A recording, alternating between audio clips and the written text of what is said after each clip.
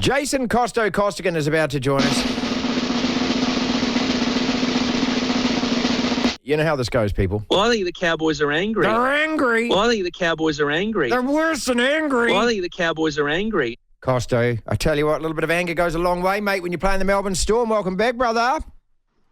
Nice to be back with you, and I've got to say the scoreline shocked me, and I reckon the most ardent Cowboys supporters would have been saying, where did that come from? You know, and I interestingly, as a footnote to that, I've picked up on the comments from Gus Gould. He is of the view that, the season is far from a write-off for them, and perhaps they could go deep into September. So reading between the lines, it's back on. Like, it's an unpredictable competition. How many times have we spoken about that over the years or over the time that you've had me on air? And that's the beauty of the NRL. You just don't know what you're going to get. I forgot to do the big intro for you, mate, so pause for breath a second here. Jason Costo Costigan joins us up in North Queensland. And Costo's Corner is where he joins us and runs his expert eye over all the NRL fixtures. Costo, welcome back. Great to be with you, Marty. Stick that big lug out, mate, because here it comes. Well, I think the Cowboys are angry, and so it's a matter of who wants it more. And again, I'm really going to stick my neck out here. Almost, you're going to start calling me the giraffe. I'm tipping the Cowboys. The giraffe. Have you ever been to Taronga Park Zoo? Yes, I have, mate. Yeah, well, I've got some relatives in there. Great thing, though, mate, is you bounce back every week. And, you know, when you're doing these kind of jobs, Jace, as well, you know, mate, that you have to make predictions. That's what people want. You can't be vanilla. You got to actually say it. Hey, I believe this for a reason. That's why I'm saying it. I love it, mate. And as a bonus, a little bit of self-deprecating humour. Before we get into all the fixtures, I want to talk about Origin. I want to talk about the fact that you don't care about New South Wales struggling with injuries. And Wayne Bennett throwing a little bit of cheek in there saying, oh, you can't pick Adam Reynolds, mate. You can't throw a rookie in there. I love it. Read what you like into that sort of stuff. What we do know is that no New South Wales team has ever gone to Brisbane to square the series and then gone on to win the series. So the odds are against the Blues.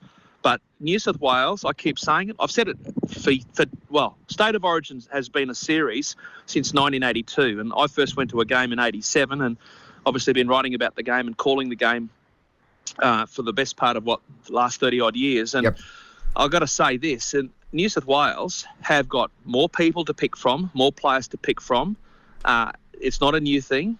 It's just a fact of life. And that's just how it is. And that's probably one of the great things about Origin. For those people who don't understand this dynamic, who don't understand the rivalry, it's big brother versus little brother. You know, we broke away from New South Wales as old colonial boys in 1859.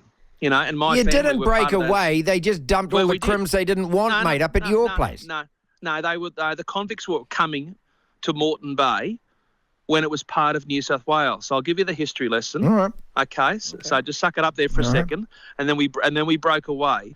And so this goes back into generations. And Reece Walsh has lit the fuse with what he had to say the other day. And for those people who missed it, I'll paraphrase. They think they run the game in Sydney, and they call the tune. Well, what Reece Walsh said didn't go down well south of the Tweed. The media in Sydney played it up and amplified it. But guess what? Millions of people north of the Tweed loved it. So, you know, again, recapping, they've got more players to pick from. They've got an embarrassment of riches. And so I have no sympathy for New South Wales. Queensland was skinny there a few years ago, and now we've got some key players in key positions, and we've got to have people like Ponga watching in their lounge room because they weren't good enough to make the team. That's a good place to be, and if you're a Queenslander. All right, Jace, well, just extend a little bit of an olive branch to me and those of us who live south of the Tweed then, mate. And if you were in our position... You live north of the Bombay. I'm a cockroach from way back. Okay, so, I mean, if you were going to select, if you were Brad Fittler, what would you do in those halves? Well, we don't think like that, but I suppose, I think Wayne Bennett said many years ago, it's not his place to give advice to New South Wales, so perhaps he's broken his own rule.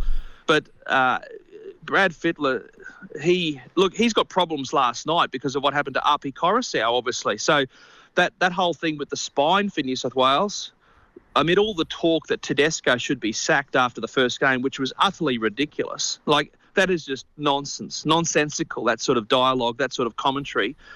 New South Wales will have to make changes to the spine. Damien Cook has definitely got to start the game for New South Wales. You know, Coruscant is not playing for the next 2 months probably because of the broken jaw suffered in last night's game between the West Tigers and the Gold Coast. It's a terrible blow to the Fijian international. I wish him well in the recovery, but it's a problem for Brad Fittler, and he's got problems galore. It's his problem. Queenslanders don't give a rat's. Thank you for your kindness, mate. Let's get on to the NRL in that case. Now, we got games last night. We got games tonight. We got games tomorrow. We got a game on Sunday. And we've also got a game on Monday, people. That's the Bulldogs Eels wrap it up. Raiders versus Warriors. We've talked about this a lot today on the show, mate. Big game for the Wah-Wahs and, of course, Croker's 300th game. How do you call it? It is a big weekend for rugby league with the King's birthday long weekend in this part of the world. Look, in Canberra, it's all about Jason Croker. You know, he has been an ornament to the game. Jared? Is it Jared or is it Jason? Yeah, sorry. There's been a lot of talk about Jason as well. Yes, there has. Obviously, he's been an ornament to the game. And I was just about to allude to the fact that there's a big chunk of people who come from the Croker family from towns like Goulburn and Crookwell, where it's brass monkey weather today. It's freezing. You know, I mean, I'm not saying it's going to snow, but they don't care if it's snowing, rain, hail or shine. All roads lead to GIO Stadium. And I know that Don Furner and his team at Canberra, the marketing people, Ben Pollock and the backroom staff have done an amazing job to harvest the goodwill and the good news story with Jared Croker, because there was a time, and you touched on this effectively, I think last week, maybe the week before. He's been injured for years, but somehow he's come back. And when we talk about players who've shown resilience, I mean, I often talk about Brent Tate, players coming back from injury and surviving stuff and getting redemption and climbing the mountain again. And I know that Coach Bennett talks about Tate in that sort of wonderful way, but Croker is a great story in his own right, and I think, look, the fairy tale is for him to win tonight, and the challenge for the Warriors is to gate crash the party. Can they do it? Well, yeah, they can do it. The Warriors are in the 8, and they are the real deal. And I said it weeks ago. Webster's the Dally M Coach of the Year. He's basically taken a team, to be blunt, Marty, no one rated. No, and for good reason, mate. So yeah, and for good reason. So the challenge is, can they go down there tonight in freezing conditions when basically Victor the Viking will have everybody revved up? Because in years to come, they'll say, we were there the night that Jared Croker chalked up 300. Can he get the fairy tale finish? I think they can. I think they will, but I think it'll be close, and I think Canberra 1-12. Sea Eagles Dolphins is the other game. There's a couple of teams that are separated by just a point on the points table. Dolphins are 8th, Sea Eagles are 11th, but 16 to 15 points there. Sea Eagles have had a really mixed season, 5-1 and 6, and the Dolphins coming off that loss. What do you got? Well, I didn't expect the Dolphins to do so well, or how well they've done this season so far. And conversely, I didn't expect Manly to be thereabouts this year either. But if they want to stay in touch, they've got to get the chocolates here. And the big news in Sydney this week, and if you're on the Northern Beaches, the talk is all about Turbo, and that how Turbo, despite the stand-down rule in relation to concussion protocols, how that they've been able to convince the league that he should be able to play given the evidence, if you like. Now, look, there'll be some people who support the Dolphins who won't like that outcome, but it's a big challenge for Trbojevic, particularly not only to try and play well, but to get into that New South Wales team to save the series. So, that won't be the concern for Anthony Seibold. He just wants 2 competition points. And I think Turbo psychologically is a massive boost for Manly, and I believe the Eagles can get the cash here. Manly by 1-12 in a game that could go either way. Jason, considering that you care so much about this sport, and I believe that league lags in terms of protecting its players, the head knocks and everything else, how do you sit on this? Because, look, he can convince whoever he wants. The fact is he got a concussion. I would have thought there's a mandatory stand down. Well, I think they've opened up a Pandora's box here, or at least they've set a precedent. And so watch this space. Just remember the day or the week that we discussed this. Look, I'm no doctor, you're no doctor, but the rules are the rules. And there was an opinion. So basically, it's interesting, isn't it? Because you question the grading of a player for, say, put on a high shot or foul play. So basically now we've had the judgment of the medical people being brought into question. Well, that's how some people would see it. And all of a sudden, he wasn't going to play, had no chance of playing because of the rules. Now he is playing. So I bet you there's a few clubs, in fact, all clubs, watching what's happened here and saying, well, you know what? If we're ever in this predicament, we're going to roll the dice as well, and we'll challenge it as well, eh? Dragons versus Rabbitohs. This is the easiest one of the round to pick for me, and I think the Rabbits win it real comfy. South Sydney for mine. As I said, South Sydney I expect to go deep in September. So, I'm very confident. South Sydney 13+. 4 to go. This is Jason Costigan with us, Costo's Corner, and he picks all the NRL matches for us every weekend. And we urge you to throw thousands of dollars at these because the guy is very... No, we don't. No, we don't. No, we don't. We also urge the producer to ask the host to go and get a CAT scan after hearing that. Broncos versus Knights. And this is a game that you would think the Broncos will win easy. I don't know. I just think the Knights are one of these teams that you take them lightly at your peril. Yeah, that may be the case because that feeds into the narrative of the unpredictable nature of the competition. But I just, and again, Brisbane's got class across the park, and there's no substitute for class. And Newcastle haven't got the depth. So, who's got the depth? Well, Brisbane have got the depth. They've got great feeder clubs. No one talks about the feeder clubs and what happens at Norths in Brisbane or wherever. They park up players and. So I think Brisbane will win, and I think they'll win it well, 13+. Okay, all right. Roosters versus Panthers. Now, get this, people. The Roosters are 10th. They're not even in the 8. And, Jace, this is after 12 games. Yeah. They're 6-6. And the Panthers, of course, leading the table with 8-4. When is this Roosters side going to kick into gear? Well, this is the most critical game of the round. And you remember back at the early part of the season how much pressure was put under Tim Sheens and the Tigers, people saying, they're not going to win a game and all this sort of stuff, right? And they had all the bullets coming into Concord. And now there's so much pressure building and has been building at Bondi Junction with Trent Robinson. I'm not saying they're going to punt him. I'm not saying that Nick Politis is going to call him in on Monday, regardless of what happens here. But massive pressure on the Tricolours. But they get Penrith at a good time, don't they? There's no Nathan Cleary after what happened last week. And I think the football gods will be smiling on the Roosters this week. It's an opportunity for them to reset. And as you say, if you look at the ladder, you can't leave it too late to have a run and to make a run. No. And if you're gonna be serious about lifting the trophy, I think you and your listeners, they're no mugs. If you finish 5, 6, 7 and 8, it's awfully difficult. And if you finish 1 to 4, well, you're in a prime position to do some damage. So they're a long way from 1 to 4, but I think their road to redemption starts this weekend, and I think the Roosters can win and win very well, handsomely, in fact. I'm tipping the Roosters, I kid you not. No Nathan Cleary, the door opens up. I know they've got some good players, even though Cleary's absent. But I'm tipping the Roosters by 13+. They got a minus 66 points differential against Penrith, 147. But as you say, Cleary out for 6 weeks. And the peculiarities of this, I don't know whether they should award 2 points for a bye. It gets confusing. The Roosters have played 12 matches on 16 points.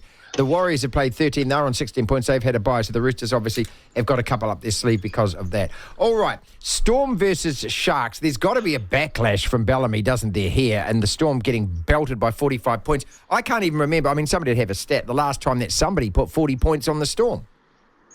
No, I just couldn't believe it. I really couldn't. And I think, as I said at the top of our discussion today, the most ardent Cowboys supporter, the most one-eyed, dyed-in-the-wool Cowboys supporter would have thought, where did that come from? Because, if anything, it could have been 45 blot going the other way, and it wasn't. So there's a massive victory for North Queensland, and, of course, there's going to be repercussions. Like, can you imagine Cronulla getting their head around the challenge this week?